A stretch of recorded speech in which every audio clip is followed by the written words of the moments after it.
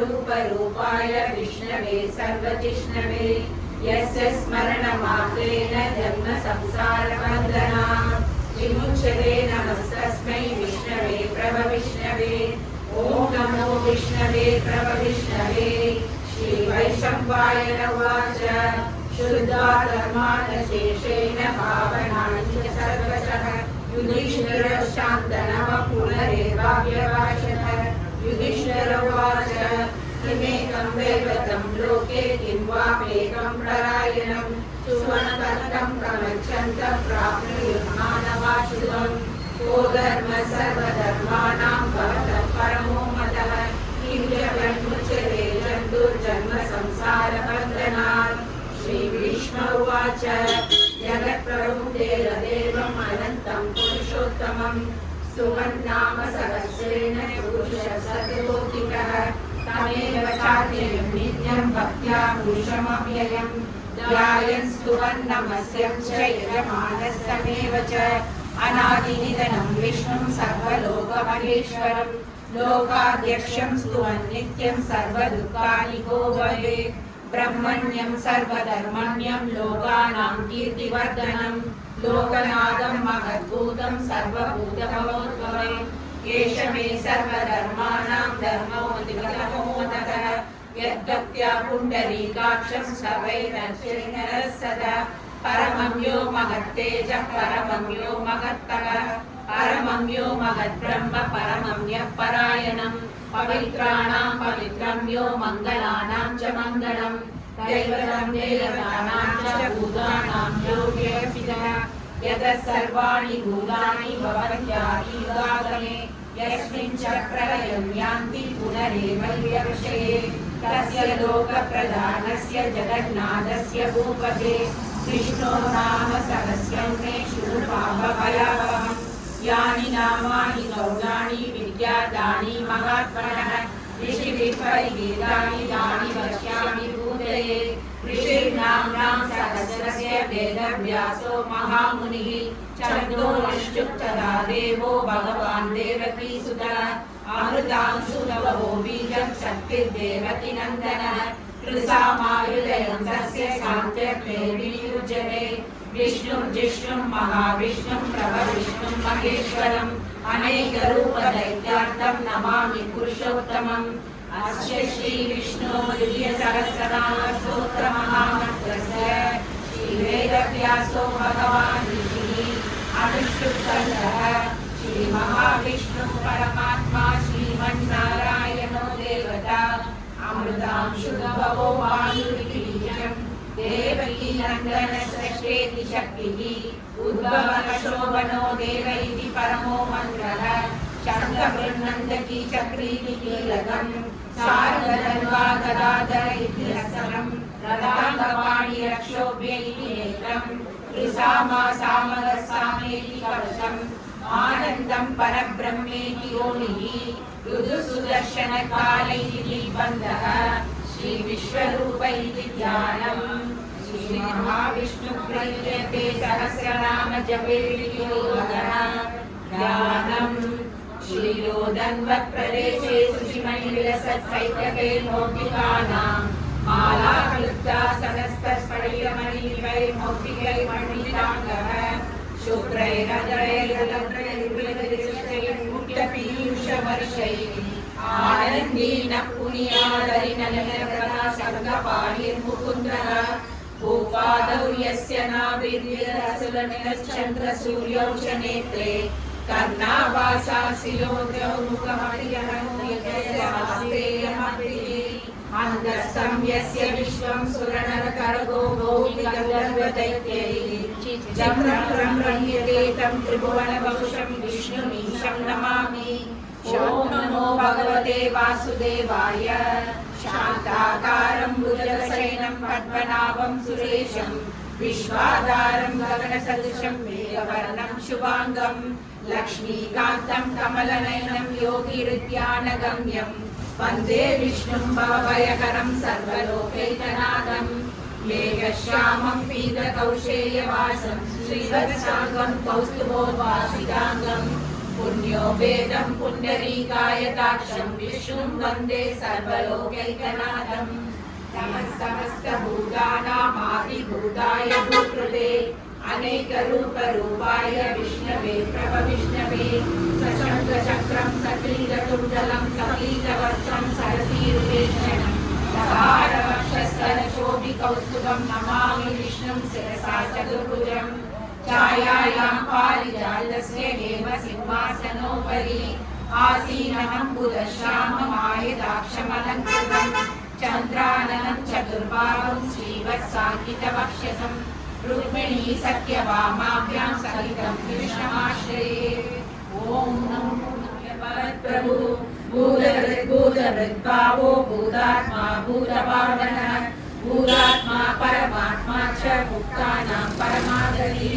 अव्ययपुरुषः साक्षी क्षेत्रज्ञोऽक्षरैव च योगो योगविदां नेता प्रधानपुरुषेश्वरः नारसिंहवपुः श्रीमान् केशवः पुरुषोत्तमः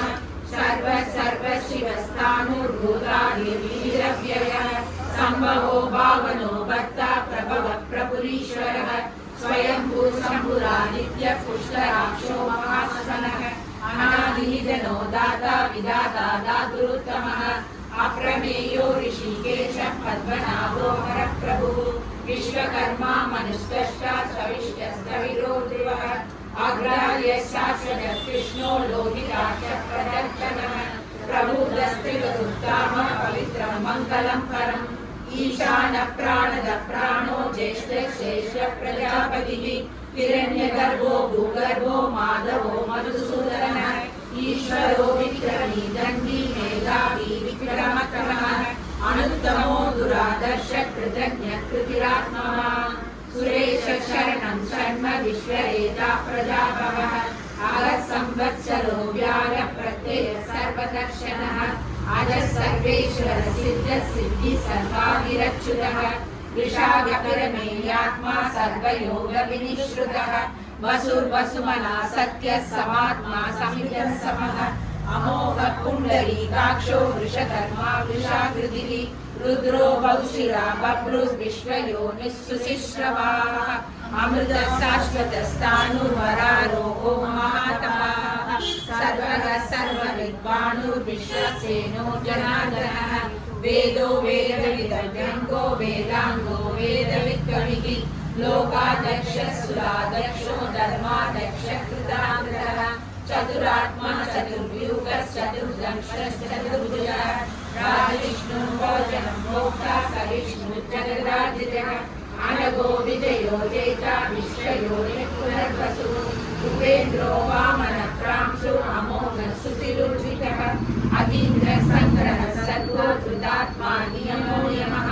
वेद्यो वैद्यः सदा योगी वीरः माधवो मधुः अतीन्द्रियो महामायो महोत्साहो महाबलः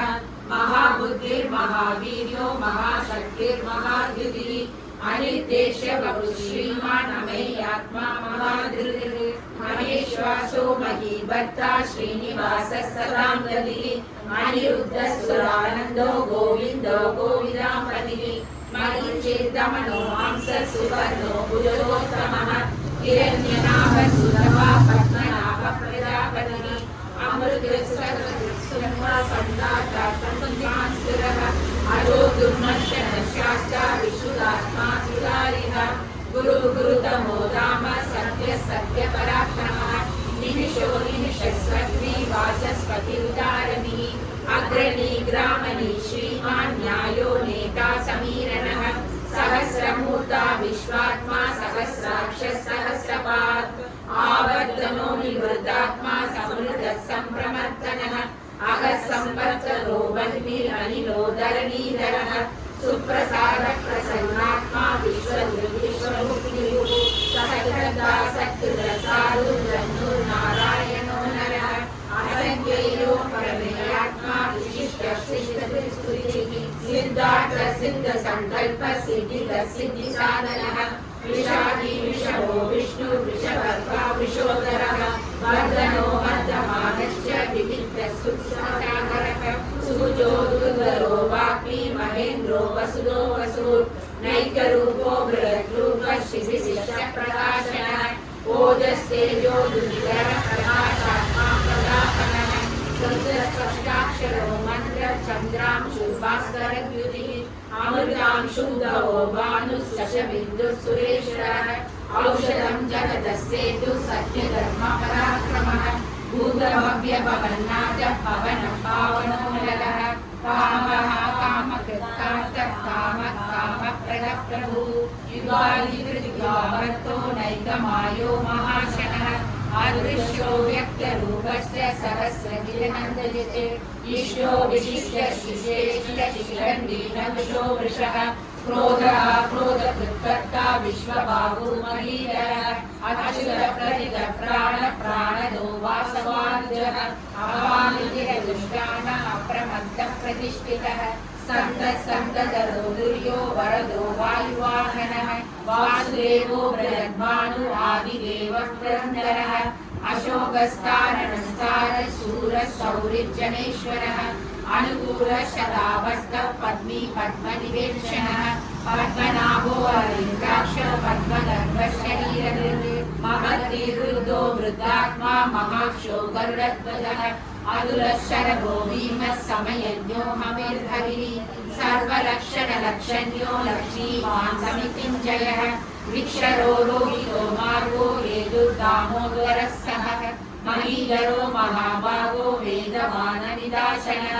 उद्भवः शोभनो देवः श्रीदत्तः परमेश्वरः कारणं कारणं कर्ता विकर्ता गहनो गुहः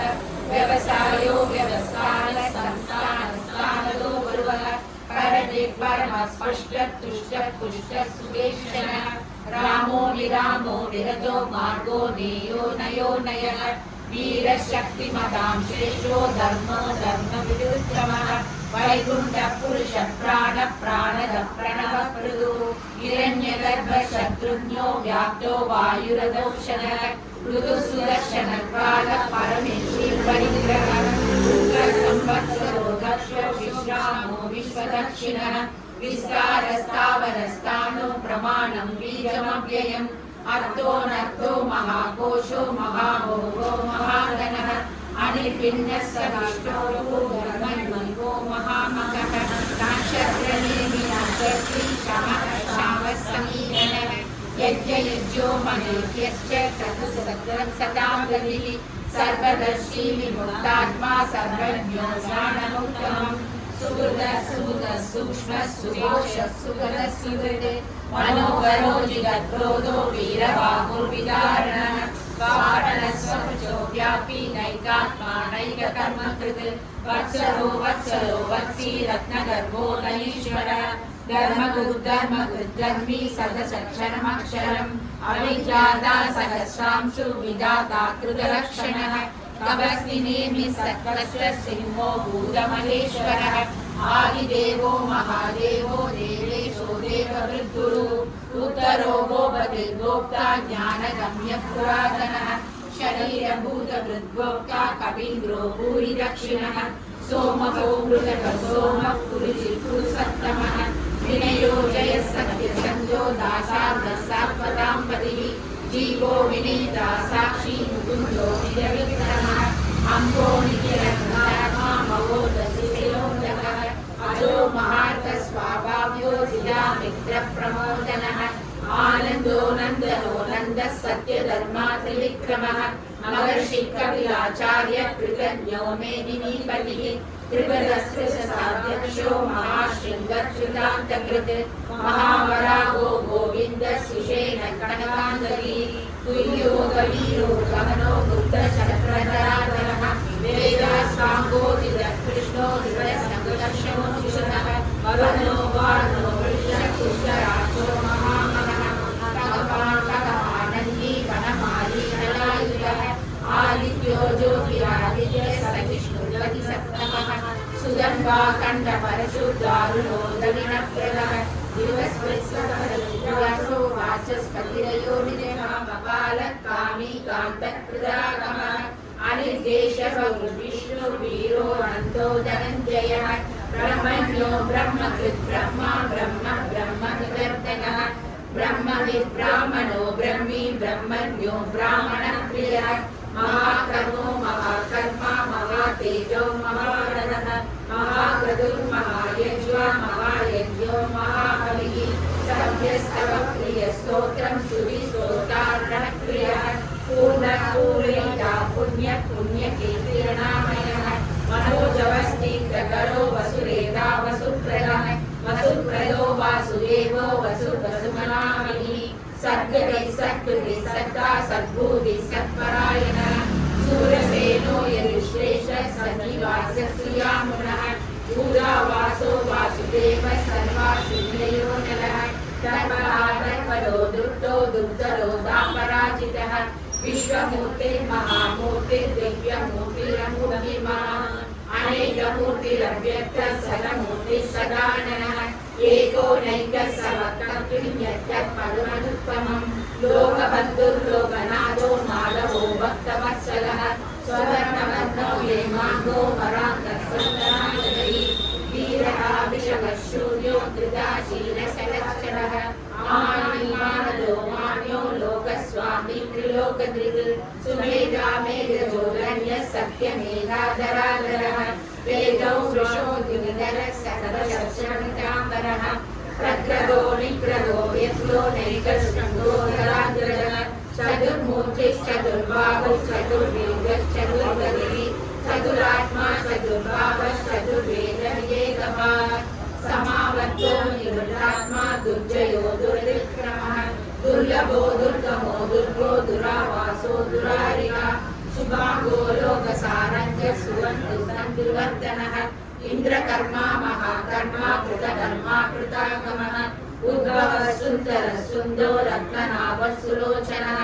अर्घो वाजसनः शृङ्गी जयन्त्यः सर्वविजयी स्वर्णबिन्दुरक्षोभ्यः सर्ववागीश्वरेश्वरः महारथो महाकर्तो महाभूतो महानिधिः कुन्दः पर्जन्यः पावनो निरः अमृतांशोऽमृतबहुः सर्वज्ञः सर्वतोमुखः सुलभः सुहृदः सिद्धः शत्रुधामनः नक्रोधो तुम्बरो श्वस्तः शाणूराटनिशोषणः सहस्राक्षिः सप्तदिक्पः सप्तैधा सप्तवाहनः अमूर्तिरणगोचिन्त्यो भयकृद्भयनाशनः अनुग्रहस्तूलो गुणमृद्गुणो महान् अवधरसुरस्वासवर्धनः बालवृत्कलितो योगी योगीशः सर्वकामकः आश्रमश्रमणः श्यामः सुवर्णो वायुवाहनः गणकुलरो गणुर्वेदो दण्डो दमयतादनः अपराजितः सर्वसवो नियन्ता नियमो यमः सत्यवान् सात्विकः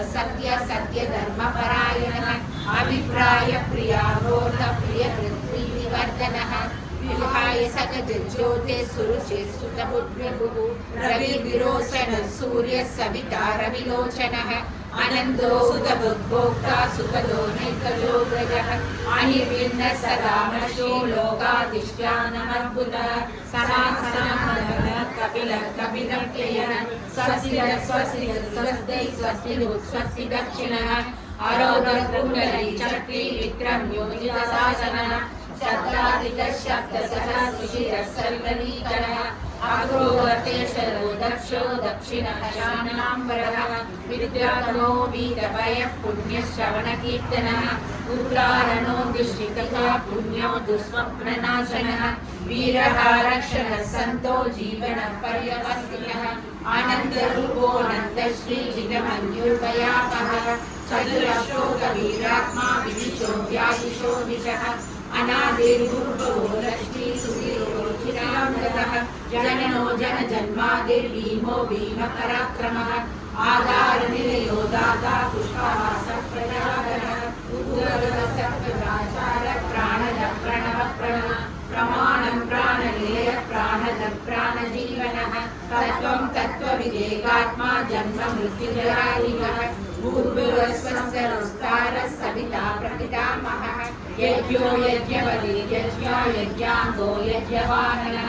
यज्ञभृत्यज्ञभृत्यज्ञी यज्ञभृत्यज्ञसाधनः यज्ञान्तकृत्यज्ञतुष्यमनमनादयेव च आत्मयोनिः स्वयं जातो वैखानः सामगायनः देवकीनन्दनः षष्ठा शिशीषः पापनाशनः शङ्खवृन्नन्दकी चक्री शार्ङ्गगदाधरः रदाङ्गपाणि रक्षोभ्यः सर्वप्रहरणायुधः सर्वप्रहरणायुध ॐ नम इति वनमाली गरीशाली शङ्खी चक्री चनन्दरी श्रीमान्नारायणो विष्णुर्वासुदेवो विरक्षतु वनमाली गरीशाली शङ्खी चक्री चनन्दरी श्रीमान्नारायणो विष्णुर्वासुदेवो विरक्षतु वनमाली गरीशाली शङ्खी चक्री चनन्दरी श्रीमान्नारायणो विष्णुर्वासुदेवो विरक्षतु श्रीवासुदेवो विरक्षतु ॐ नम इतीदं कीर्तनीयस्य केशवस्य महात्मनः नाम्नां सहस्रं दिव्यानाम् अशेषेण प्रकीर्तनं यं शृणुयात् नित्यं यश्चापि परिकीर्तये नाशुभं प्राप्नुयात् किञ्चित् सोबुद्धेन समानः वेदान्तको ब्राह्मणस्य क्षत्रियो विजयी भवेत् वैश्यो धनसमृद्धस्य शूद्रसुगमः धर्मार्थी चाप्नुया धर्म अर्थार्थी चाप्नुया कामानवाप्नुया कामी प्रजार्थी चाप्नुया प्रजा भक्तिमान् यः सलोकाय सुखितमानसः सहस्रं वासुदेवस्य नाम्नां वेदत्रकैर्ये यः प्राप्नोति विपुलं याति प्राधान्यमेव च अचलां श्रियमाप्नोति श्रेयः प्राप्नोति अनुत्तमम् न वयं क्वचिदाप्नोति वीर्यं तेजस्य विन्दति भवत्यरोगो बुद्धिमान् बलरूपगुणान्वितः रोगातो मुच्यते रोगात् बन्धो मुच्येत बन्धनात् बलान्मुच्येत वैदस्तु मुच्येतापन्नः आपदः दुर्गान्यतिरथाशु पुरुषः पुरुषोत्तमः सुवर्णाः सहस्रेण नित्यं भक्तिसमन्वितः वासुदेवाश्रयो मर्त्यो वासुदेवपरायणः सर्वपापविशुद्धात्मा याति ब्रह्म सनातनं न वासुदेवभक्तानाम् अशुभं विद्यते क्वचित् जन्म मृत्युजरा व्याधि भयं नैवोपजायते इमं सममनेयानं श्रद्धा भक्तिसमन्वितः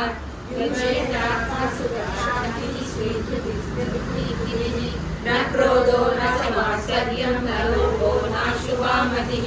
भवन्ति हृतपुण्यानां भक्तानां पुरुषोत्तमे गौरचन्द्राशनक्षत्राकामिशो पूर्णमोदभिः वासुदेवस्य वीर्येण रुद्रात्मनः ससुरासुरगन्धर्वं सयक्षो नगराक्षसं इंद्रियाणि मनोबुद्धिः सत्त्वं तेजो बलं बुद्धिः वासुदेवात्मवान् क्षेत्रं क्षेत्रज्ञमेव च सर्वात्मनः परमं परिकल्पते आचारः परमो धर्मो धर्मस्य प्रभुरच्युतः ऋषयः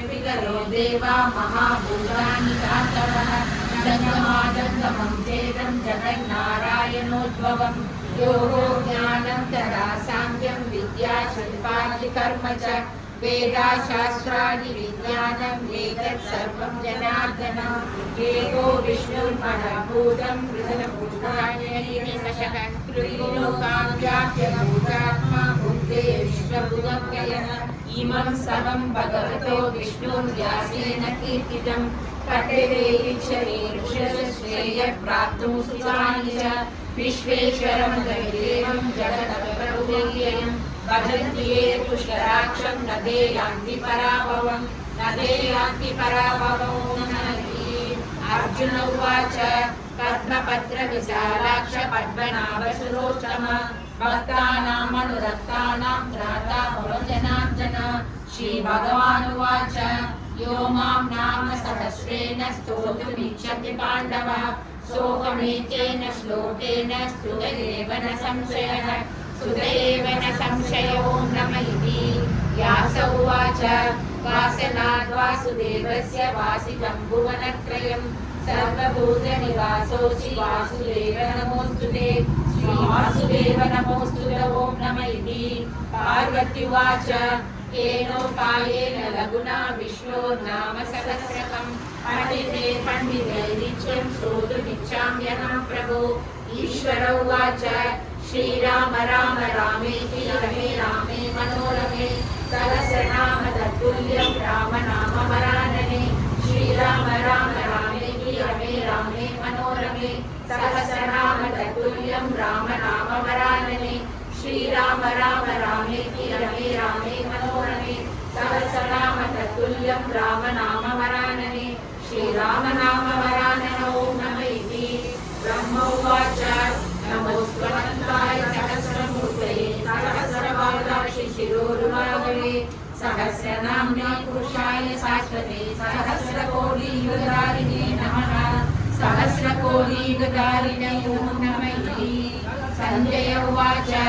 यत्र योगेश्वर कृष्णो यत्र पार्थो धनुर्धरः तत्र श्रीविजयो भूति ध्रुवाणिर्मम श्रीभगवानुवाच अनन्या चिन्तयन्तो मां येन पर्युपासते तेषां विद्याभियुक्तानां योगक्षेमं वहाम्यहं परित्राणाय साधूनां विनाशाय च दुष्कृतां धर्मसंस्थापनार्थाय सम्भवामि युगे युगे आर्ता विषण्णा शिथिलाश्चवीरा संकीर्तनारायण शब्दमात्रं विमुक्तदुर्गा सुखिनो भवन्तु कायेन वाचा मनसेन्द्रियैर्वा बुद्ध्यात्मना वा प्रकृते स्वभावात् करोमि यत् सकलं परस्मै नारायणायेति समर्पयामि। माये श्रीपीठे सुरपूजिते शङ्खचक्रगदा हस्ते महालक्ष्मी नमोऽस्तुते नमस्ते गरुडारूढे कोलासुरभयङ्करी सर्वपापहरे देवी महालक्ष्मी नमोऽस्तुते सर्वज्ञे सर्ववरदे सर्वदुष्टभयङ्करी सर्वदुःखहरे देवी महालक्ष्मी नमोऽस्तुते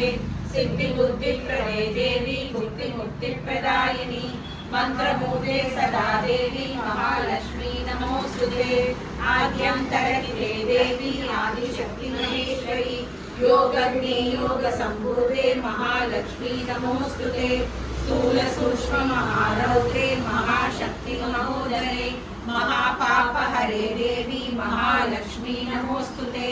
पद्मासनस्थिते देवी परब्रह्मस्वरूपिणी परमेशी जगन्माता महालक्ष्मी नमोस्तुते श्वेतांबरधरे देवी नानालंकारभूषिते जगत्स्थिते जगन्माता महालक्ष्मी नमोस्तुते महालक्ष्म्यष्टकस्तोत्रं यः पठेत् भक्तिमान् नरः सर्वसिद्धिमवाप्नोति राज्यं प्राप्नोति सर्वदा एककाले पठे नित्यं महापापविनाशनं त्रिकालं यः पठे नित्यं धनधान्यसमन्वितः त्रिकालं यः पठे नित्यं महाशत्रुविनाशनं महालक्ष्मी भवे नित्यं प्रसन्ना शुभा। सर्वत्र गोविन्दनाम संकीर्तनं गोविन्दा गोविन्दा गोपिका जीवनस्मरणं गोविन्दा गोविन्दा नारायण अखिल गुरो भगवन् नमस्ते। மாமி ஒரு நிமிஷம் ஓ அவங்க போகிறாங்களா ஓகே ஓகே ஓகே ஓகே நீங்கள் கிளம்புங்க கிளம்புங்க கிளம்புங்க